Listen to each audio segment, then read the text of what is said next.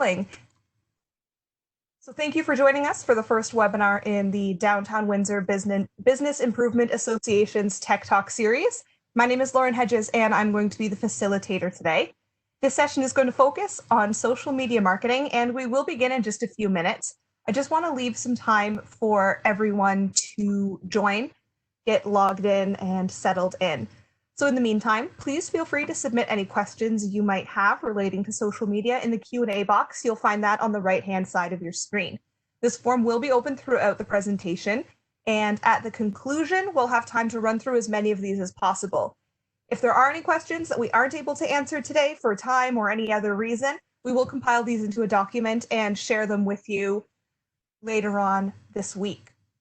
This session will also be recorded and it will be available online later on. So if you miss anything, there will be the chance to go back and review it.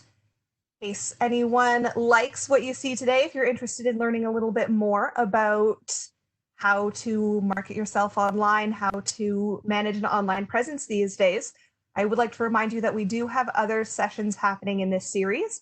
Every Tuesday for the next 3 weeks, the DWBIA is offering free webinars on how to improve your online presence and teaching attendees how to expose themselves to a significantly broader audience.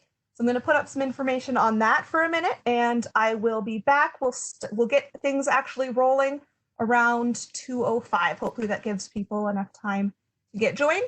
So in the meantime, feel free to ask any questions or anything else, and we will see you again in a minute.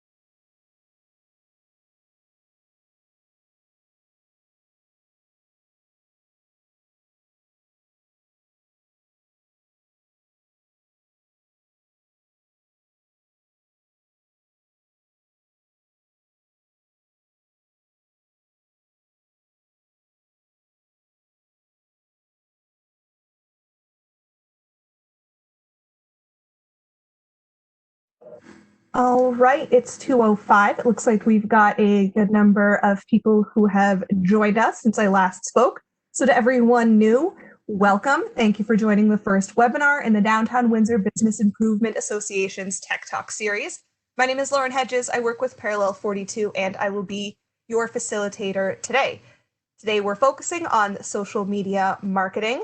I will introduce our host for that in just a few minutes.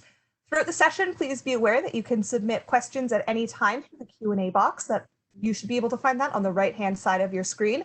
We'll be answering as many of those questions as possible at the end of the session. This whole event is also being recorded, so it will be available online later for you to review as well. So, having said that, today we are focusing on social media and providing 3 steps to success, as well as teaching you how you can best leverage popular social media platforms to achieve your goals and give your business the digital presence it deserves. Our presenter is Katie Stokes. She's the operator of Blab Media. For 10 years, Katie has worked with businesses of all sizes on their social media strategies, digital content, brand monitoring, and training. With that, I'm going to turn things over to Katie to get us started. Hi, everybody. So first of all, thanks for that lovely little introduction there. That was very nice, thanks. And also thank you to everyone who made time today to jump on this webinar with us. I know times are crazy right now, things are weird, but it is great to still be able to learn and grow even from our homes. So you get a little peek inside my home office here, which is looking not too bad considering I'm living here 24/7. So as Lauren mentioned, we're going to go through learning how to leverage the popular platforms for success, and also just how to market yourself through a pandemic and beyond. So I am going to share my screen and bring up a keynote presentation. And then once the presentation's finished, I'll pop back up again and we can go through the Q&A. So hold on a second here. It's not letting me open. Sorry, guys. Bear with me a sec. Technology, classic. Here we go. Oh, no. There we go. Perfect. All right. All right, not bad. Okay. Hold on a sec, guys. Sorry. Sorry.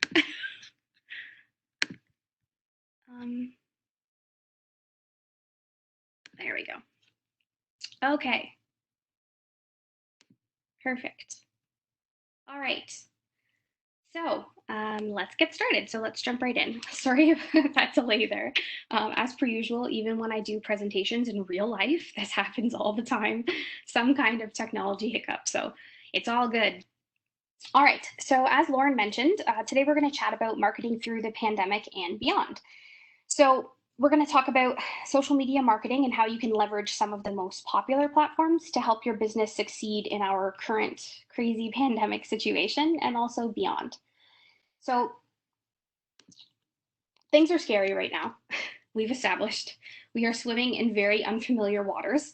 We're in a situation that we have literally never been in before, and there are a lot of unknowns at play right now. So for small businesses, this is really a make it or break moment. Are you set up to continue operations through something like this, or are you scrambling and are you desperately trying to come up for air? Are you struggling? Now, ironically, we have the same tools available to us that we did before this all happened. So the solutions we're seeking are actually right in front of us, and they've been here all along. So things like websites, right? Social media, search engine optimization, digital ads, all that good stuff. But if you're not using them properly in this new environment, then you're going to run into some problems, especially in the current situation that we're in. Now, side note here, you have no idea how many times I've heard small businesses tell me that they think websites are useless. And every single time they tell me, it floors me, let alone in the middle of a pandemic. So I have to wonder, in this current situation right now, how do you think those businesses are doing? Well, I'll tell you, they're probably scrambling to put together a half-decent website so they can pivot to selling or operating online because it was never something that they've prioritized before, and now they have no choice but to be reactive instead of proactive, right? So let's face the facts. If you're not already using digital tools to run your business, you're behind. And we've talked about this for years and years, I've said this, but there are still businesses who aren't quite yet on the boat, or they're new businesses and they haven't really had a chance to establish that presence yet. So this pandemic is going to make it a lot harder to catch up if you do find yourself falling behind. But like I always say, it's better to start late than to not start at all. So we're here today to chat a bit about how you can get started.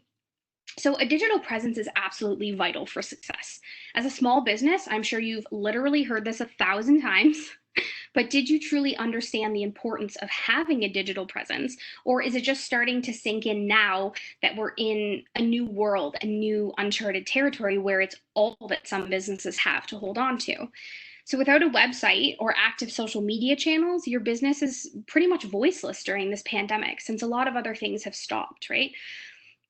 If you're going to participate in this new, I guess, social distanced world that we're living in, at least for the time being, you're going to have to pivot and you're going to have to adapt pretty quickly, or you may be left behind for good if you're not able to really invest in and understand these platforms. So that's all great, but how do we get started? So let's jump right in here. I'm going to cover 3 different steps basically to get you on the road to achieving goals with social media. So the first is to know the territory, which seems silly, but in reality, I have trained many businesses of all shapes and sizes, some with full-size marketing departments, some that are on their own. And oftentimes the basic issues that they have are that they just don't understand how the platforms function. They're not well versed on the features that they offer and how they can really leverage them for their business. So knowing the territory, understanding what these platforms offer, who is on these platforms, and how you can leverage the features there will really help you get a better footing on social media and will be able to give you, I guess, a better base to move forward onto the other steps. So the second is going to be to create a strategy, which is essentially a roadmap or a guide that kind of gets you through how to approach social media, whether it's as a team or as an individual. So we're going to go over what makes strategies useful, some elements that yours should include so that you can take this time in isolation to maybe make a mini strategy that could work for your business or at least help you pivot out of your current situation. And then lastly, it's all about building an audience. So once you know where to be, what you're supposed to share, and when you should be sharing it, then you need to shift your focus to building a motivated, intrigued, and really passionate audience that will help you carry your content, make sales, and achieve any goals that you might have with social media. So let's jump right in. So the first step is going to be to know the territory. So there are a handful of popular social media platforms available for you to use. We're all quite familiar with these 3 here. However, with the limited amount of time that I have to talk today, these are the 3 that I'm going to cover. Anyone who knows me knows that I could easily do a 3-hour presentation on just Facebook or just Twitter or just Instagram alone. So we're going to do our best to adapt and give you the most important tidbits of information for these top 3 through this presentation. So do keep in mind, like I said, there are lots of other platforms out there too, including newer ones that have popped up recently. So don't feel like you're confined to these 3. These are just the most popular 3 that tend to be the most used across multiple industries. So when we're running a webinar and trying to teach a group of people, it's easiest to kind of cluster these guys in and kind of hone in our skills on these platforms first. All right. So let's start with Facebook, as I like to call it, the granddaddy of them all. So Facebook is the original. It's the one that literally every business seems to have. Even businesses who have next to no social media presence tend to at least have a Facebook. So just to give you a little bit of background on the platform before we jump in, Facebook has over 2.13 billion monthly active users, and its biggest demographic is the 25 to 34-year-old still, and that's holding at about 29.7% of the users, so a good chunk. 1/3 of users engage with brands regularly, which is interesting, and more than 65 million businesses have pages. So like I said, this is oftentimes the jumping off point for a lot of businesses where they will start with Facebook and then use this platform to build up a presence to then expand onto other platforms once they're comfortable. So I'm going to take you guys through 5 strengths of Facebook, just to give you an idea of some features and some tips and tricks for the platform. So the first is that obviously Facebook is awesome for selling product. And this is because one of the main features that it has for product-based businesses is for you to be able to upload product catalogs. So My other business, I'll just do a quick plug for an example of a product catalog. My other business, Whiskey Jack Boutique, is a small shop, and we have our whole product catalog on our Shopify website. So Facebook actually allows us to connect that product catalog, and then anytime we make a post with product in it, I can actually tag product from the catalog. People can click right through and go immediately to that page to purchase something. So it's great for selling product in the sense that it makes it very seamless, and it also limits the amount of friction. So the less clicks that it takes for someone to get to buy something, the better. There's nothing worse. I don't know about you guys, but for me, there's nothing worse than when you see an ad for something and you're like, oh my God, I really want to buy this product on Facebook right now. So you click through, you're like, this is my whole life. I can't believe I lived this whole time without ever owning this product. You click through the ad and it brings you to like a general website, and you stop and you think like, wait a minute, what? Like, I don't even know what to type in, what it's like, I don't remember what it's called. I got to go back now. Is it under a certain category? Where is it in the navigation? How much is it? And it really just, it doesn't bode well for sales. So to be able to directly link a product, to be able to see the pricing on the platform and move through is really helpful for selling product. And it's something that Facebook does very well. The second is that it allows for a lot of customization. So unlike other social media platforms, Facebook has a really big input section basically for your profile. So you have your little story that you can plug in on the side. You have all of your information, your contact information. You have space for a bio, for a description. You can put in a little milestone timeline. You have a lot of room for customization and to really be able to provide as much information as possible to any people who might be interested in your products or services. So that's one great thing about Facebook, is that it just gives you the option to customize a lot of things. You know, you look at, in comparison, a profile like Twitter, where you have a very small amount of characters to quickly jam something in your bio, and that's all you get, right? So really take advantage of something like a customizable option on Facebook within your profile. Make sure it's all filled out and optimized as best as it can be, because people will go on there and kind of see what you're all about, what you offer, and how to connect with you. So take advantage of that space, make sure that you're leveraging it. The third, and this is no surprise to many of us, that has a very large advertising potential. So all of the social platforms technically offer ad options, and they're great, except that Facebook has Ad Manager, which is basically this huge behemoth. And it's a whole, almost like a program on its own, where you can go in and create ads, and you can go back and look at your analytics for ads and for boosted posts. There's a lot of data there. And when you think about it, how I like to explain it to people is that Facebook has an advantage over other platforms, because there's so much information that you're plugging in as a user that Facebook is then basically allowing businesses to data mine that and get super targeted based on people's interests.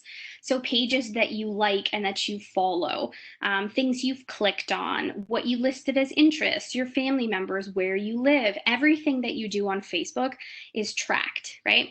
So as a business, if I want to market to someone who is interested in family, and they're big on family, maybe they have kids, whatever it is that I want to advertise, there's a lot of targeting options that I can then data mine users' profiles and run ads based on their behavior on Facebook. So that gives it a really big nudge over other platforms. And now Instagram is also owned by Facebook, so running ads on Instagram gives you that same benefit, but you will not get that highly targeted on a lot of other platforms, because there just isn't that much data there to mine in the first place.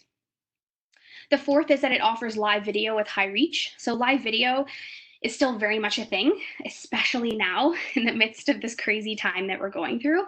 I've noticed a lot of businesses and individuals are hosting live video sessions. They're doing live training. They're doing live behind the scenes looks at making products. They're doing interviews.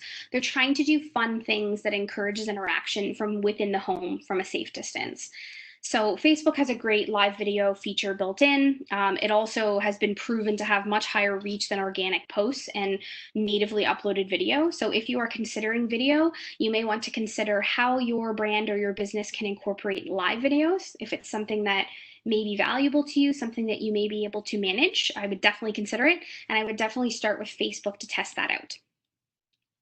And the next is that it has really detailed analytics. So I mentioned this earlier, but Within the profile page, you can actually click on the Insights tab at the top of your profile page, and you can get all kinds of detailed analytics from your page.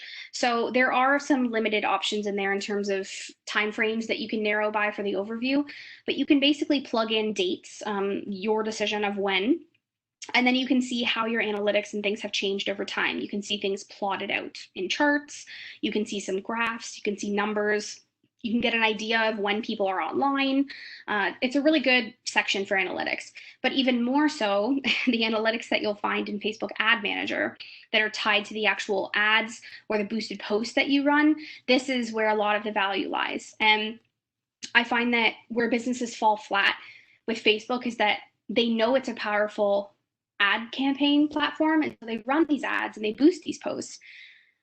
But then after they're done, they just walk away like, okay, well, that looks pretty good. I got this many eyeballs on it or this many clicks. Great. And sometimes it's not even as far as this many clicks. It's just it achieved this level of reach, and sure, that seems good. Got a couple comments on it. All right, we'll do it again next time. But they never really delve further, not realizing that in Ad Manager, there are a ton of detailed analytics for ads. So even if you've boosted a post or you've run an ad with a video, for example, right? You can actually go in and see where people started tapering off when they were watching your video. So how many people made it to the very end versus how many people left after 5 seconds, after 15 seconds. You can see all that information. Not only that, but you can break it down by demographic as well. So you can see like, wow, maybe the baby boomers really tended to watch the video a lot longer than the millennials did. So then when you're running ads in the future, you may want to consider, okay, maybe if we're going to advertise to millennials, then we shouldn't be using video. We should do something else instead.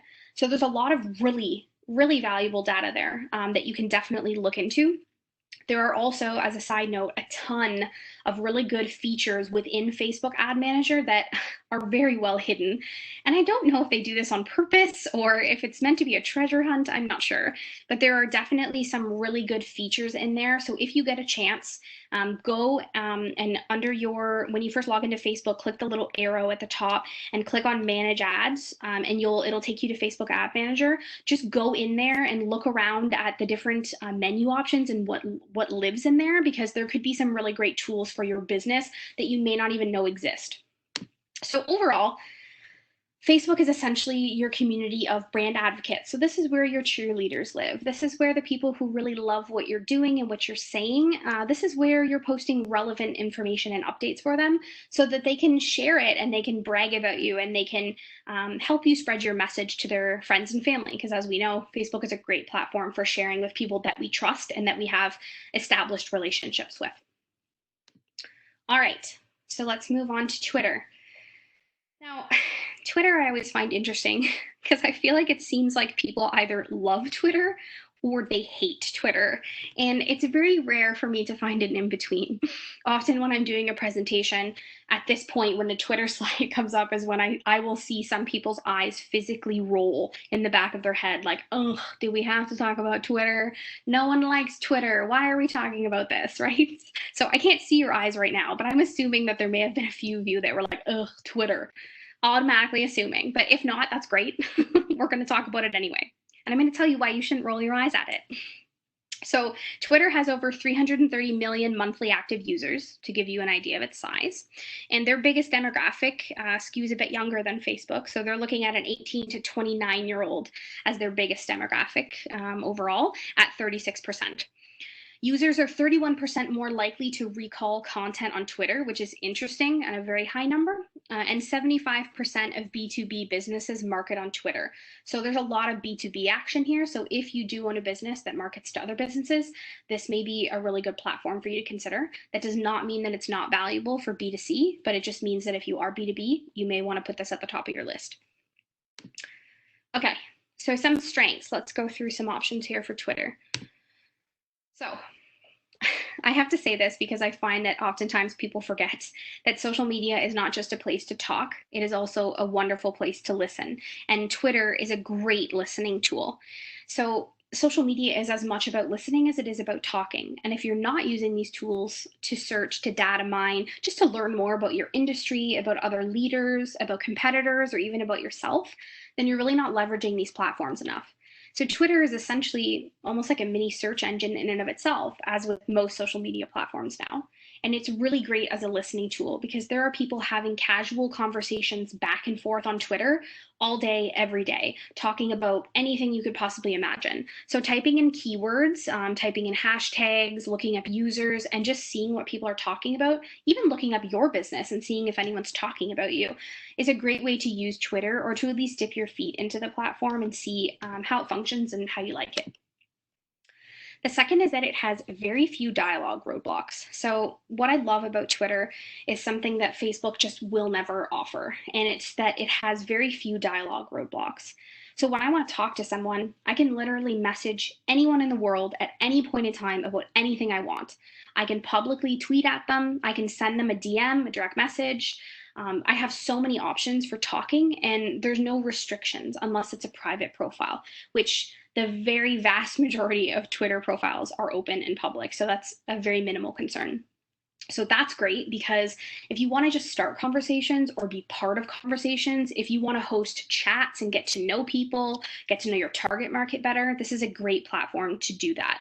And that's why you'll see Twitter used very frequently for something that businesses like to call Twitter chats, where they will host an open conversation connected to a hashtag, and they will have scheduled times, whether it's a certain time of the week or a certain time of the month on a certain day, and they'll invite people, the general public, to take part in a conversation, a chat, if you will, on Twitter. And people will go back and forth, and the host will ask questions, and people will answer and have conversation. And it's a really great way to use Twitter. So if you are considering getting into Twitter, or you're not sure what to do next with Twitter, you may want to look up Twitter chats, and that might be something cool that you could host on behalf of your business or your brand if it's well suited.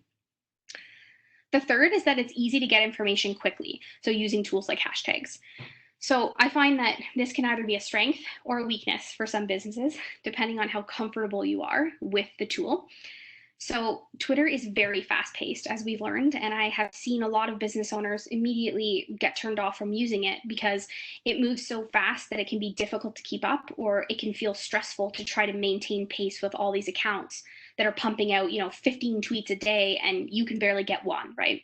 So it can definitely be a weakness to an extent if you're not sure how to manage it or how to handle it, but it's also a really big strength. It's very easy to get information quickly. So when something important happens in the world, Twitter is the first platform that I go to, because I know that there's going to be people on there already talking about it, already sharing information, an open conversation about it, an open dialogue, which is nice. Twitter was also the birthplace of the hashtag. So that's actually a pretty interesting story. As a fun side note, if you get a chance to look up how the hashtag originated, that's pretty interesting how that came to be. But Twitter was where it was born. So it's a great platform to data mine and search for hashtags, and also to be part of conversations using hashtags. The next is that it helps build your reputation as a thought leader. So again, because it's so open and easy to navigate, it's a great way to take part in conversations with literally anyone in the world that you'd like to talk to about any topic that you want. So I find that it's a great way to make a name for yourself and to share knowledge with other people easily and openly. So again, building on that Twitter chat that we mentioned earlier, setting up a reputation for yourself as a thought leader for a certain industry. Twitter is a great platform for that because there are very few roadblocks or red tape around connecting with other users. So if you're considering building a personal brand, Twitter is also a really strong platform for that because of the few dialogue roadblocks and the fast-paced nature of it. And lastly, Twitter allows for real-time customer service. So Twitter is a place where a lot of customer service-oriented brands will engage with customers in a live time, answer questions or deal with any issues or troubleshooting if it's an app or a tech-based product. And I know personally, just this week alone, I found it very valuable for me. So I ordered some items from IKEA, and their customer service team right now is beyond backed up. I cannot even explain. If anyone on here has ordered from IKEA, then you will know the struggle. Basically, I placed the order and I had to make edits to the order, and we tried about 3 times to call them on different days at different times, and each time we were on hold for 3 hours or more, which is insane. Like, never speaking to a human for 3 hours on the phone. And then we just kept giving up because it's half your day gone, half your work day gone, right? So I got fed up And I told my husband to tweet them publicly and tell them that we needed to make an adjustment and they weren't answering the phone and we needed help. And so they did. They immediately responded within 20 minutes and they sent a DM to us and got back to us and kind of helped us work through the issue. So that to me is a great example of how to use these platforms from a customer service standpoint when other channels are really backed up, especially now in the midst of this pandemic. Even as a small business, you have a telephone maybe at your office, but it's not at your house. So if people need help or they want to ask questions about products or services, Twitter is a great platform to transition people digitally to get used to asking that kind of stuff online. So overall, I would say Twitter is where you're having meaningful one-on-one dialogue. So really emphasizing that this platform is very open and very easy to navigate and conversational. And that to me is where the real value of Twitter is, that Facebook just can't touch these strengths. So something to remember next time you roll your eyes talking about Twitter. All right. And then the last platform we're going to go through today is Instagram. So I feel like Instagram seems to be everyone's favorite.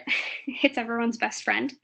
So what started out as a place for creatives to share their work has blown up into something that is a lot bigger and a lot more varied than the creators had originally intended. Instagram has over 1 billion monthly active users, so it is much, much larger than Twitter. Excuse me. And most of those users are also between 18 to 29 years old. So again, skewing to a younger demographic. Over 80% of users follow at least one business, which is great. And there are over 25 million business profiles. So it's always growing too. Keep in mind, these stats were pulled from the last quarter that in February, I believe, early February. So they're fairly recent. They may be a little higher now, but just to give you an idea that a lot of businesses are starting to jump on Instagram as a platform. And I know when it first launched, I've loved Instagram from the start. I always used it just to share photos before it really became a great platform for brands. But over the course of time, they've integrated a lot of amazing features and a lot of really cool things that you just can't get elsewhere, that really gives it a really kind of a unique experience for a brand or a business marketing on here versus marketing somewhere like Facebook or Twitter. So whether you've considered Instagram, you're on Instagram, or you don't think it's well suited for you, I just want to take you through some of the strengths of this platform because you may reconsider when you realize, what's out there and what's available for you, or you may find a new way to leverage the platform that you weren't before. So the first, again, similar to Facebook, is that the integrated shopping features on Instagram are phenomenal. So the Instagram shop feature was something that was more recently added. It has not been there the whole time. It has not been there for that long. I don't know the exact timeline of when it was added to the platform, but it continues to grow. And that's the thing about Instagram too. I find that they'll release features and they're always updating and changing things and, better optimizing them as the market changes, which is cool. So the shopping features here are really powerful. They offer the same product catalog tie-in that Facebook does, being that they're co-owned. So when I make an Instagram post and I want to tag a product, I can go right into that post and I can pull any product from my catalog and tag it. It will drop the pricing information down and the customer can click right through to the page with more information and it will take them to the website where they can actually purchase right to the page. So we find that really valuable from a shopping functionality or from a shopping standpoint. So if you are a product-based business, then that is a huge strength of Instagram and also of Facebook, that if you are not using and you have an online shop, or even if you're considering getting into the online shop or selling anything really, you can tag those products and sell them through platforms like Instagram. The second is that it's just great for telling stories. So stories are always more powerful with visuals, and Instagram builds on that concept by giving brands a place to basically tell a visual story about who they are, what they want to share with the world, and what they're most passionate about. It's really an in-depth view of who the owners are and the kind of vibe that the brand gives off. And it's something that as you use social media from a business perspective, you learn to really appreciate, because other platforms like Twitter and Facebook, you make a post and it bumps down the screen and no one's really looking at how it all comes together, right? But on Instagram, when you have that grid of posts, people are looking for visually appealing, aesthetically appealing, nice looking content. And it really makes you stop and think about what kind of story you want to tell as a brand. And that's always a good thing from a business perspective, something that makes you stop and think in times like these, to really make sure that you're leveraging these platforms. The third is that it helps businesses build trust and personality. So visual content is much more thought-provoking. It evokes more of an emotional response from people, and it helps you really show your true colors as a person and also as a business owner.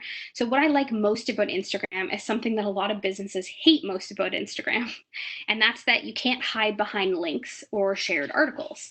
So Instagram requires you to really get creative with your content, and some businesses are scared off by that, but I think it's a huge strength because it really makes you stop and think outside of the box, right? Which is always great. And the trust and personality thing at a time like this is even more important than usual. So at any point in time, you want your business to be able to build that trust and to have a visible personality. You want to have a vibe, right? You don't want to just be all over the place. So Instagram is a great platform to help you generate that and build that. And it can also be a great jumping off point for other platforms that require more specific multimedia content like Snapchat or TikTok. The fourth is that it has great hashtag support. So excuse me, it's a very hashtag friendly platform, which is very valuable from a brand standpoint, even as a user standpoint, to be able to find information and be part of conversations. That's always of great value. The cool thing too is that you can actually search and follow hashtags that you're interested in. So as a business, I will look up different hashtags based on my industry or based on the people I want to connect with, and I can follow those hashtags. So that way, as I'm scrolling through my Instagram feed of people that I follow, up will come some examples that it's pulled from a hashtag that I follow. So it's a great way to work on expanding your reach on the platform without having to put in too much effort. So definitely look into following hashtags if you haven't done that already. That's great. The other thing too, in general, for hashtag support in stories, which are a wonderful feature of Instagram too. There's a lot of hashtag support built into that too. So you can type hashtags, you can include hashtags on your post to be dropped into geographic location stories. There's all kinds of things that you can do. I think in general too, I just want to mention that if you are on Instagram and you are not using Instagram stories, I think you are not using half the platform because stories are such a valuable feature and there's so much you can do with them. They're such a unique feature. And now it's so easy to actually integrate with Facebook stories too. So you can populate both at the same time and kind of expand your reach of content. But I definitely think you need to look into Instagram stories if you are not already, because that is a great feature for your business. I could talk for 2 hours just about stories, and I have. There's a lot you can do there. I can't show you anything right now, but if anyone has any questions about that, I'm happy to help later in the Q&A if that's relevant. If you are using stories, awesome. There are so many features built in and features that are constantly changing with stories as well. So make sure you keep an eye on that and stay updated because things are always adapting and growing with Instagram. And the last is that it just allows you to promote in creative ways, which I love about Instagram. I just think it really pushes businesses to think outside the box in a world where we're so used to everything just being copy paste, copy paste, copy paste. Let's fill it for the sake of filling it. Instagram is anti that on all fronts. So if you want to promote your business here, you have to get creative with it. There's no other way to adapt.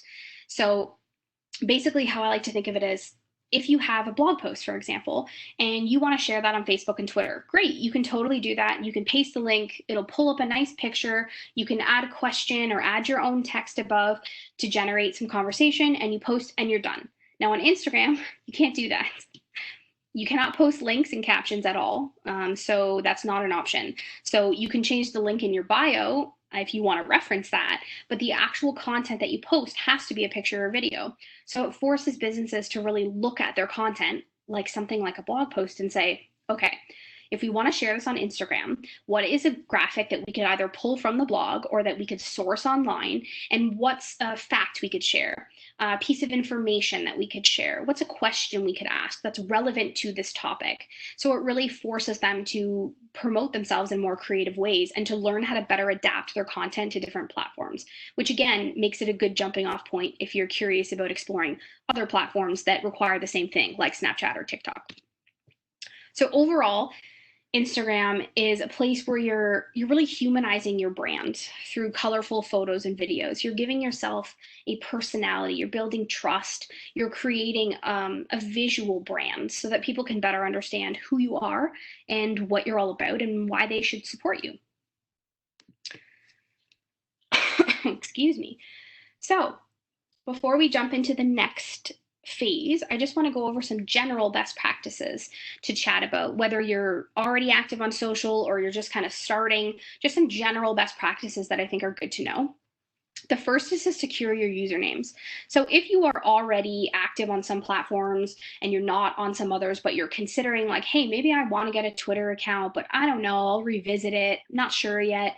Go on and secure your usernames if possible, because there's nothing more frustrating than a business that has a presence on 4 platforms and all 4 of their usernames are different because they were taken or they didn't think about that at first and they just kind of picked whatever was available. So from a brand consistency standpoint, it's really important that you have that across all platforms. It makes it easier for people to find you. I know personally, there are still a couple organizations locally whose names have been they've basically created acronyms for their usernames, and I can never remember what they are because they're not what you would think they are. And every time I go to tag them, I can never remember. So I have to leave my post and I have to search them to look up what I'm supposed to be tagging and then go back and do it again, which is super annoying.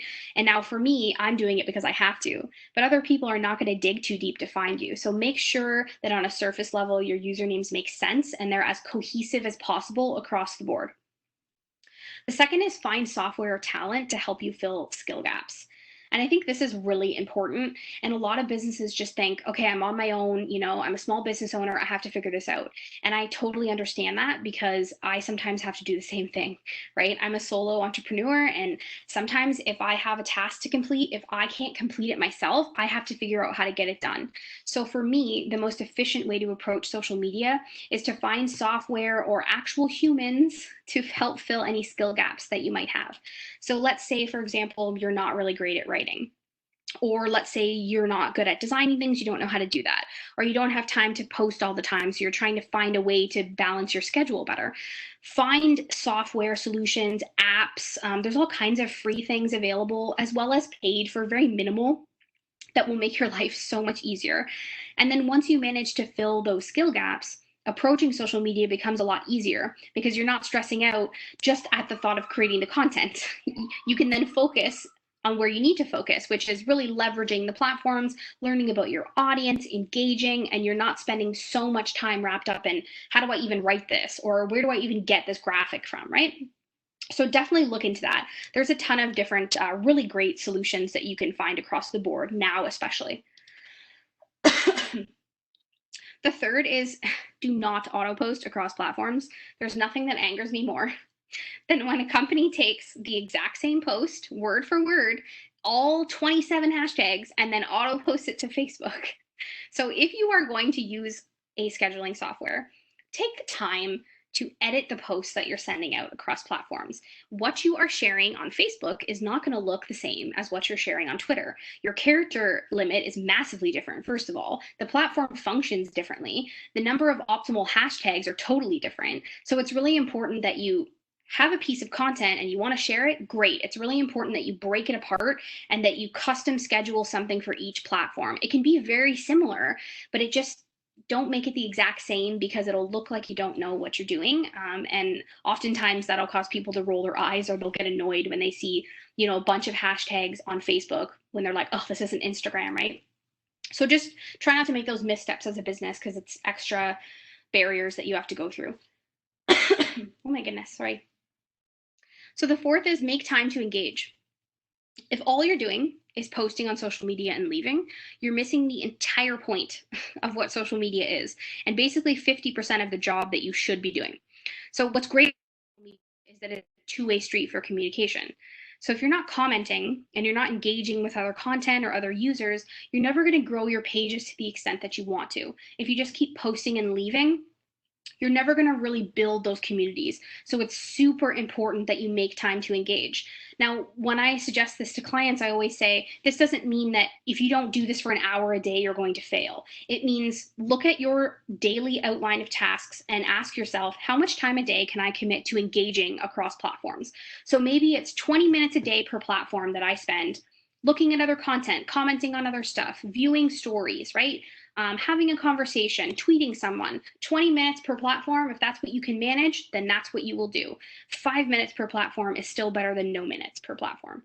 So just make it a point to work that into your routine so you're not just posting and leaving. And you will definitely get more value out of social media that way.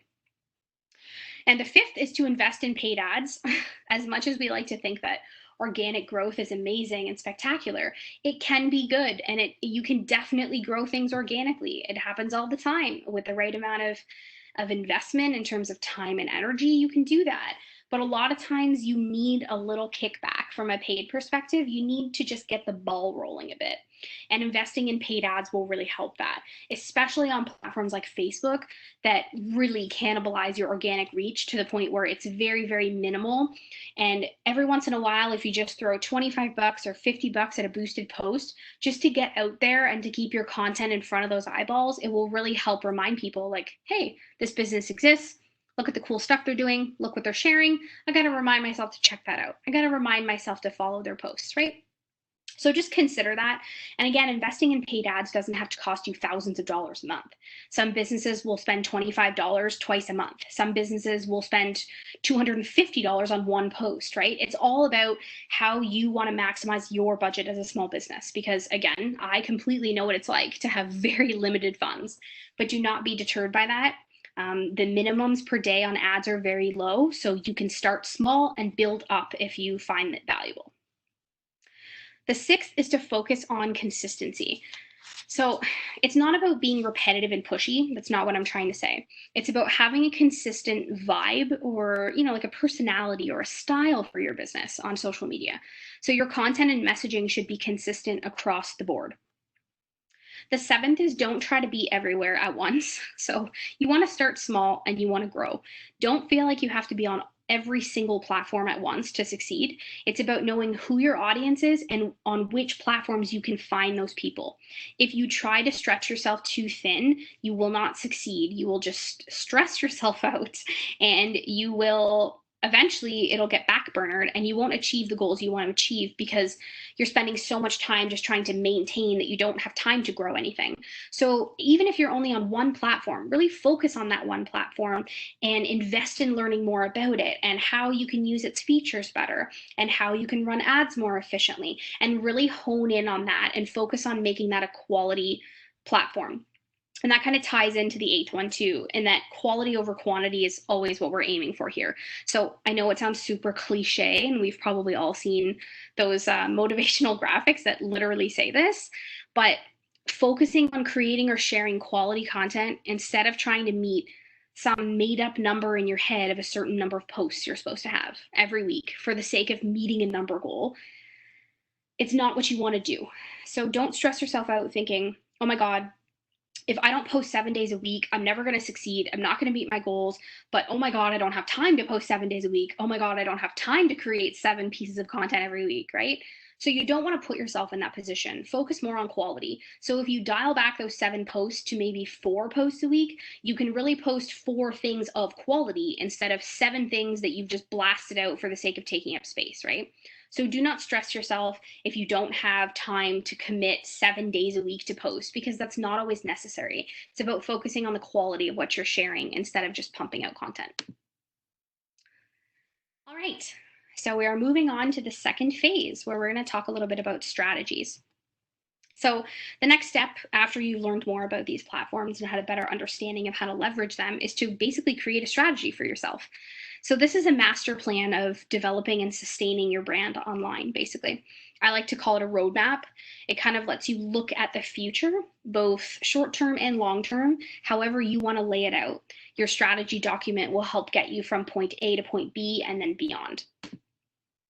So a lot of times I get this question from clients, what exactly is a strategy? Isn't this just something that I think of and I do? Do I have to write it down? How does this work, right? So the definition of a strategy is basically it's your master plan of developing and sustaining a brand online. So a social media strategy is going to incorporate ways of communication where media is not only broadcast, but it's also shared, commented on, or modified by the public. So what I love most about strategies and what I find most valuable about strategies is not creating a document for the sake of having a document, right? That's not how I roll. I think if you're going to create a strategic plan, it needs to give some kind of value to you as a business owner, if it's just you as a person or maybe a team of people. Either way, they help you stay organized, and that is super valuable, especially as a business owner. You're juggling 1,000 things at once. You do not have time every day to be like, oh crap, it's 3 o'clock. I haven't posted anything yet. What am I going to post? I don't know what to do, right? The strategy will help keep you organized. It'll help keep things consistent amongst employees or staff if you're working with multiple people. And I have found that is a great value when you have other employees that you're working with or other team members to say like, hey, this is our plan. This is how it works. So if you're going to be working on social media, take a look through the strategy document. It's going to give you an outline of our voice, of our personality. It's going to tell you when to post and what platforms we use and how we use them. So those kinds of documents are really valuable when you've got multiple hands in the pot, because that's when things can get a bit messy. It also encourages proactive thinking overall. So if we've learned anything from this pandemic yet, it's that being proactive is so much more valuable than being reactive. And having a strategy that keeps you on track to achieve your goals is a lot more proactive from a business standpoint than getting up every day and sitting at your computer thinking like, okay, well, what do I want to achieve today, and what do I want to achieve in 3 months and 6 months? And no one does that, right? So you want to encourage proactive thinking and give yourself a space to sit down and really think about, what do you consider success, and how do you want to build a strategy for your brand to approach social media now and also beyond. So some must-have components for strategies. Just 5 quick things here to mention that if you're going to build your own, you can start from this kind of shell. There are also a lot of things that you can download online, like templates or guidebooks that will help you build this strategy if you don't already have one. I build strategies for clients all the time. Mine are obviously a lot more in depth than 5 pieces, but and they're also very customized, right? But if you don't have the budget to invest in a strategy, or you just want to take it upon yourself to empower yourself to do it, there are lots of resources you can find online that will help you just give you a structure that you can then fill in and actually find value from. So a company consensus, you want your chosen platforms, like which ones are you going to use and why. Your short and long-term goals. So again, goals are different for everyone. Your goal could be related to improving engagement. Your goal could be related to selling more product. It could be whatever is relevant to your business. The 4th is a content strategy. So this is a strategy within a strategy, basically. This is talking about content. So who's going to write the content? Where are we going to source stock photos from? How are we going to create content? Are we going to have a brand guidebook of colors that I'm going to use when I'm building graphics in an app?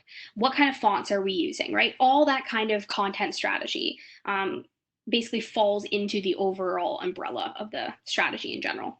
And then lastly is measurables, which I think is really important.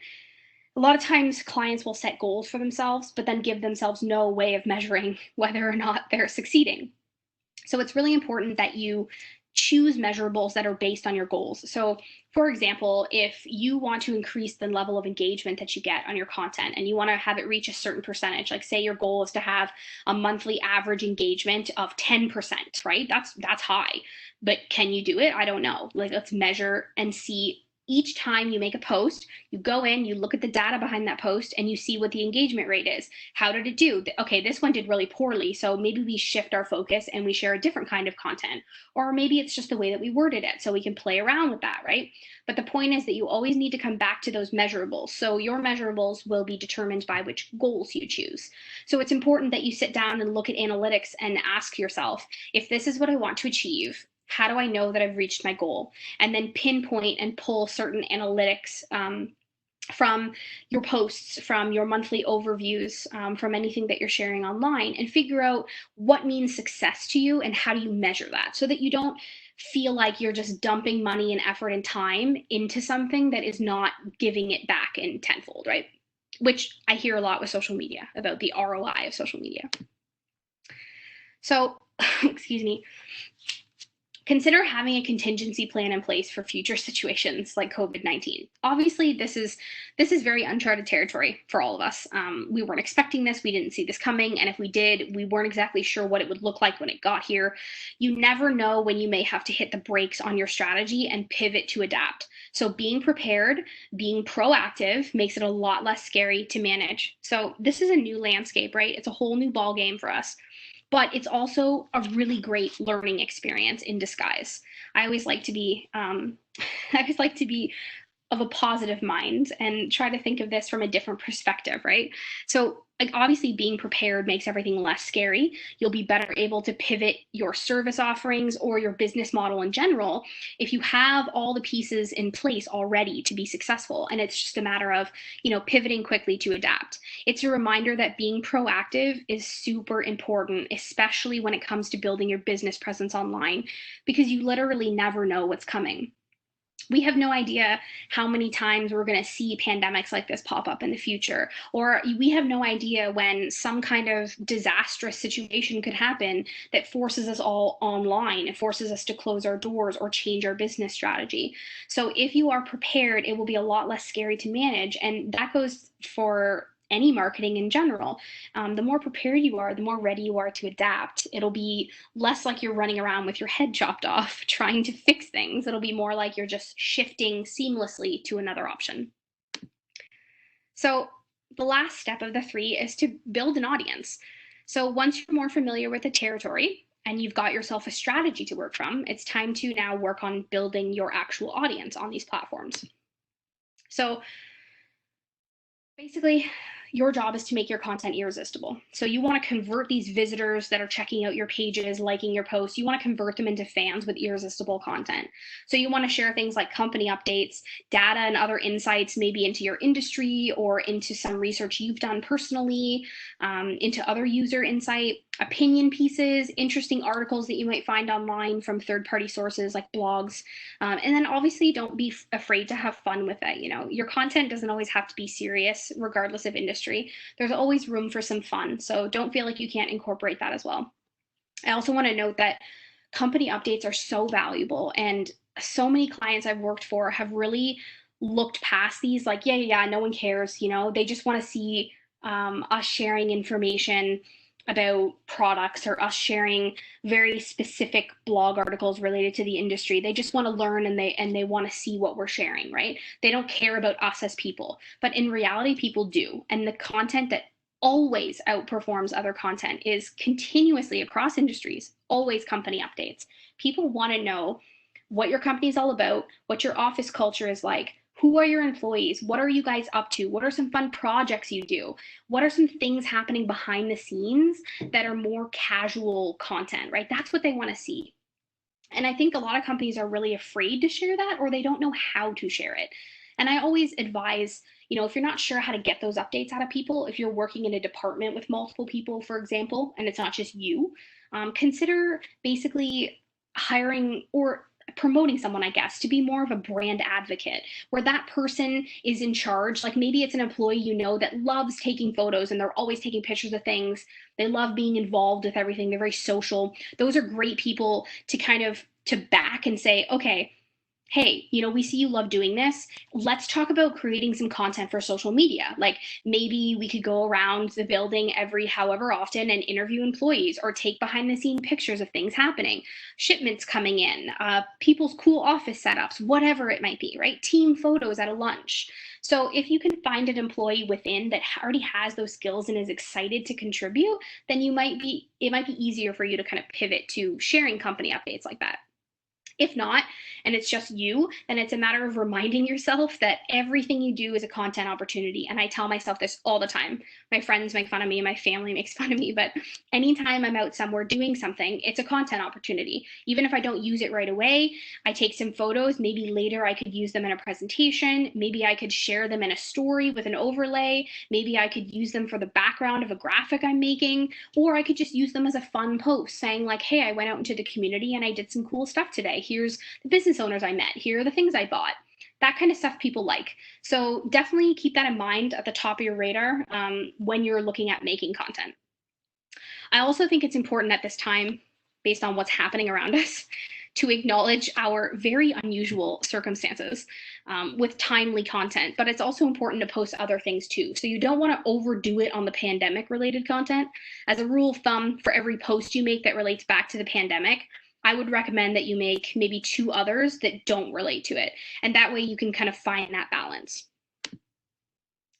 And lastly, we want to talk about nurturing your relationship with fans. So responding to comments in a timely and personalized way, this is so important with social media. You want to make it a point to respond ASAP, basically as soon as possible, to any incoming messages or comments. And if they require more research or information, which sometimes they do, then you can let the person know that you're working on it and you'll get a response back to them within 24 hours.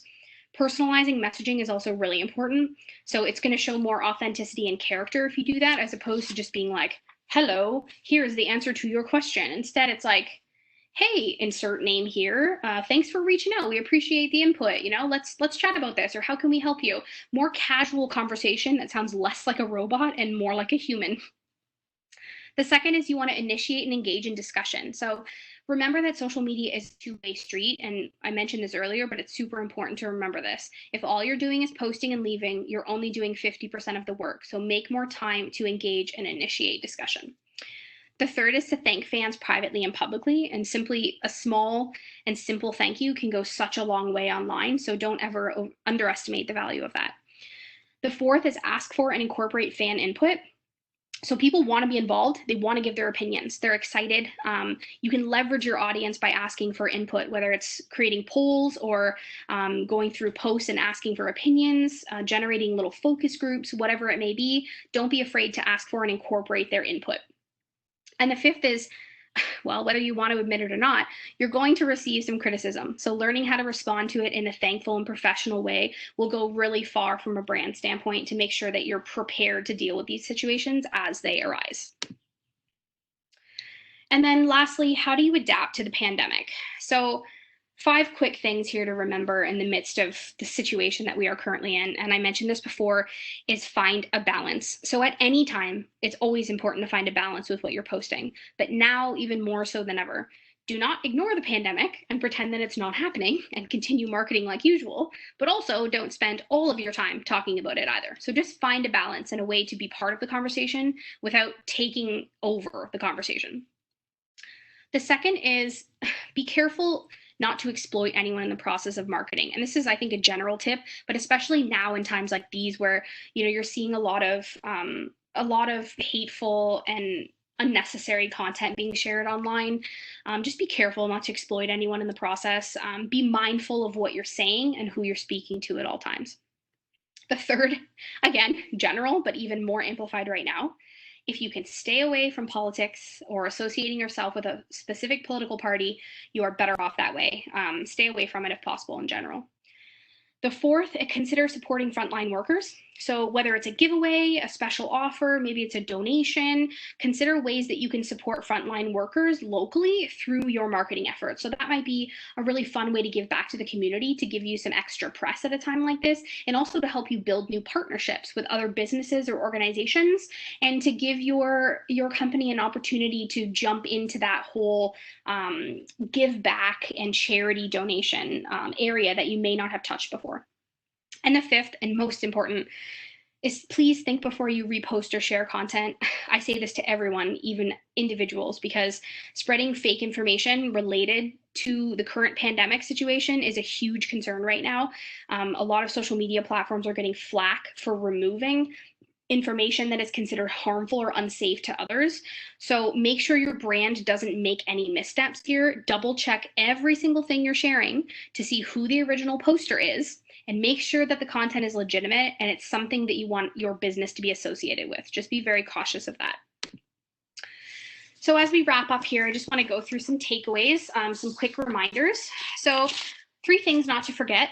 Your customers are definitely using social media. They are there somewhere, even more so than usual right now because they're at home and they're bored and they're online all day. The second is getting started doesn't require a large budget. So no matter what you're willing to invest or able to invest, there's something that you can do from a social standpoint. You can measure your success to ensure your investment is worth your time. You don't have to worry about dumping money into something that is not measurable, because if anything, social media is the opposite of that. There is a ton of data there and a lot of different ways to secure your investment. And then you just want to follow the steps of knowing and understanding your territory, making sure you have a strategy created to create a roadmap for yourself as you navigate this world, and also to build your audience once you're there, and to not forget about investing the time into the people that you're trying to connect with, because at the end of the day, that's the entire point. So some other takeaways here as well, just a reminder of what the 3 platforms we went over are best suited for or best known for. And also just some general tips. Be prepared for unexpected situations. It will make a world of difference. Being proactive is a lot more efficient than being reactive, and making sure to review your results and reset your goals regularly. As a small business, it's normal to change and for things to grow and morph a little from where you started, and that's okay. Just make sure you're always reviewing your results and resetting your goals regularly. All right, so we're going to be proactive and we're going to be realistic with our goals and with what we can accomplish based on our time and our schedules. We are going to continue learning and growing, because this is something that is valuable across the board for all industries and for humans in general. It's okay to not know everything. Just invest in yourself and you'll learn and you'll grow. And that's always a winning result for any business owner, because there's so much to learn out there. So thank you all very much for listening. Hopefully you found this valuable and you were able to pull some takeaways from it. I'm going to jump back on the screen now, and I'll pull myself back up and we'll go through the Q&A with Lauren. Thank you so much, Katie. That was fantastic. You did a lovely job. That was very informative. So we have gone a little bit over our planned time. It's about 6 minutes after 3 o'clock right now. So Katie, if you don't mind sticking around a little bit longer to answer questions. Okay, perfect. It's my own fault. I talk too much, so. It was great to hear, so that's no problem at all. Anyone who cannot stay, remember, we are recording this session and we will be posting the recording at a later date. So you will have the chance to still get answers to some of these. We have a couple questions in the queue already. If there's anything else that you thought of during Katie's wonderful talk, maybe you didn't want to take the time to type and miss a couple of words, you can go ahead and do so now. That's not a problem. The Q&A box is available on the right side of your screen. It might be near the bottom, but we'll go into it right now. All right, Katie. So the first question we have, how do I use stories to capture the most views and follow-up? Okay, so first of all, I love stories. I think stories are the best part of Instagram, and they're starting to be a little more common on Facebook too. So bonus, because when you share content on one, you can share it across both, and it's the same platform, the same format, so everything's great.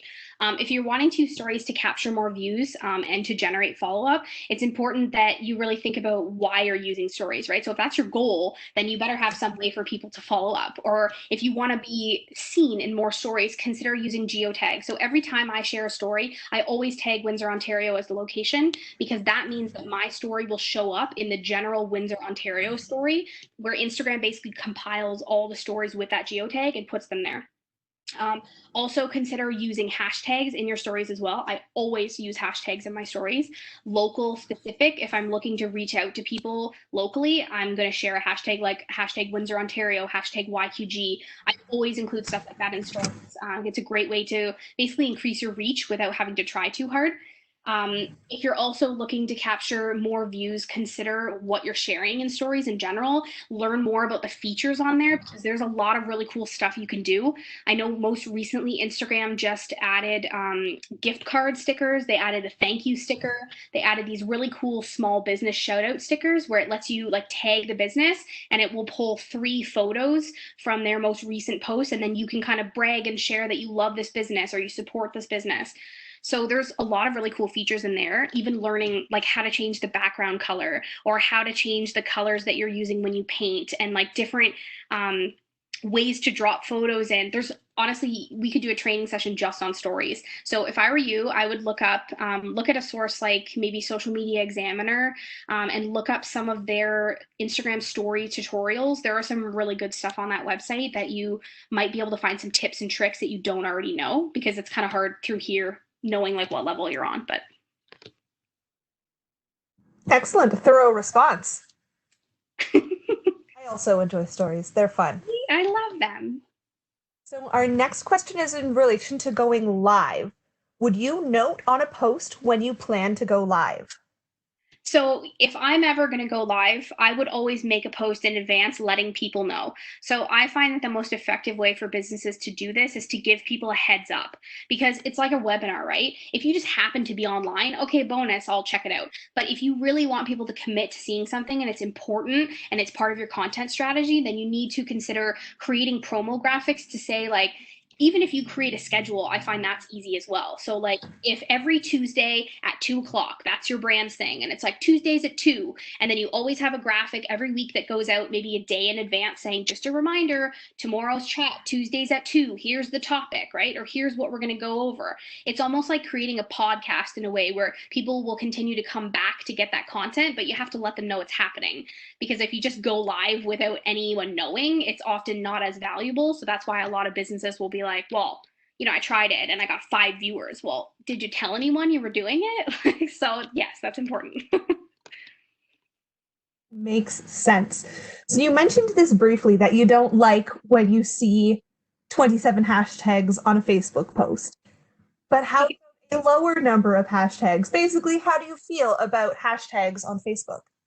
I think hashtags have a place on Facebook, but there have been many studies by Facebook that have shown, or by third party softwares that have shown that as soon as you start including hashtags in your post, it cannibalizes your reach. So personally, from my perspective, if I have to use a hashtag, I will use one hashtag. If it's relevant and it's like part of a brand hashtag, for example. Otherwise, I steer clear of hashtags on Facebook because I just haven't seen enough data to show that they're valuable. That's fair. That makes sense. The last question that we have in here so far, well, first a comment says, thank you so much, Katie, and thank you guys for organizing. You did wonderful. Everyone loved it. Last question is there any chance we will be getting the slide deck emailed to us afterwards? That is your decision, Katie. Yeah, of course. I'm happy to do that. That's not a problem. Okay, so we have a list of everyone who participated in the event today. We will just I'll get the information from Katie and we'll get it sent out to everyone then. So watch your inboxes over the next day or so. Maybe keep an eye on the spam filter as well, because you never know. Are there any other, let's see. Here we go. A couple more came in. What is considered tacky in social media creation now, and what is considered trendy? I was just reading that because I pulled up the Q&A panel and I was like, so cute. Okay, so I think that's a great question. I am not a designer myself. However, it is important when you're creating content and sharing content that you're very up to date with trends. So design trends are something that designers, web designers, graphic designers, everybody talks about. Every year there's always like, what's the focus going to be on the trends, right? For web design or graphic design. So if you're ever not sure about stuff like that, there's a lot of great resources online like design blogs, or even just looking up what are some 2020 design trends that are valuable for small businesses. And it'll give you a little more insight into, what's happening right now, what's relevant. Also, keep in mind that if you're using an app like, for example, Canva or SparkPost or Over or any of those apps that you can download on your devices to create graphics, if you're ever not sure, those are a great place to start because they basically have the layout there for you. They've chosen complementary fonts. It looks nice. It looks sharp. You can just go in and revise that if you're not able to physically design something yourself. And I think you can see really when you look at apps like that, you can see the trends. Like you'll notice when you open and you look at what's there, it's like, okay, this new white space and like these splotches and terrazzo marble is like a big trend right now, right? So you can see it kind of how it plays out when you look at graphics like that, and it becomes a little less scary to invest in something like that because you can just manipulate something that someone else has already created that looks nice. Excellent. Excellent. To an extent, I guess. That's a big question. It is. I feel like each one of these questions, you could run a whole hour on just each one of these. All right. And our last question, can we talk about text-based social media posts as opposed to image-based posts? Advantages or disadvantages? I think there's definitely a time and a place for both.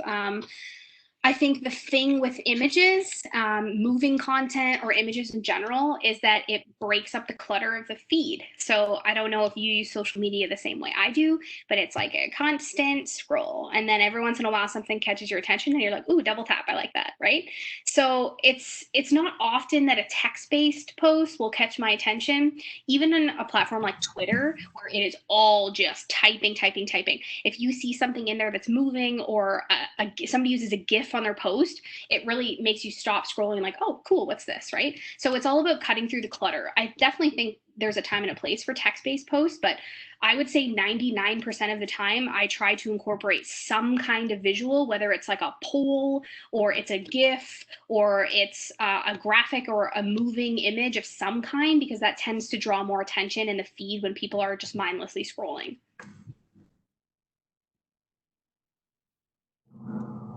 That makes sense. I like it. It's good. Well, thank you so much for your time today, Katie. This was a very informative session. Thank you to everyone who asked questions, everyone who tuned in. Remember, this is just the first in our series of Tech Talks. Coming up on May 26th, we have Sierra Scott Kilgo, who will be talking about personal and business branding and networking. On June the 2nd, I will be running a session on claiming and managing Google My Business accounts. That's a good one. On June the 9th, we will have Amanda Sinisak doing a graphic design 101 course, which will be very useful and kind of goes in with some of what Katie was talking about today. So if you found this session useful, I think these next couple ones will be helpful for you guys as well. So please feel free to sign up for those. When we send out the notes and the slides from today's event, we will also include the links to register for those free events. Share them with your friends. These events are open to everyone. Katie, thank you once again for joining us. You were wonderful. Thank you. Also, before you disconnect, I'm sorry, I just see a couple questions on the side about Facebook catalogs and purchases. I know I don't have time to answer all these because they're detailed, but if you're looking for more information about like how to purchase things from Facebook, you're going to want to look up product catalogs. So just do a Google search and look up how to create a product catalog on Facebook, and you'll find tutorials and you'll find which catalogs you can connect based on your website and see if it might be a good fit for you. So I just wanted to jump in and say that quickly. Oh, that is perfect. Thank you so much for that, Katie. And I think that will be it for today then. Thanks everyone for attending. Hopefully we will see you again soon, and everyone stay safe. Bye, everybody. Thank you. Wash your hands. Wash your hands indeed.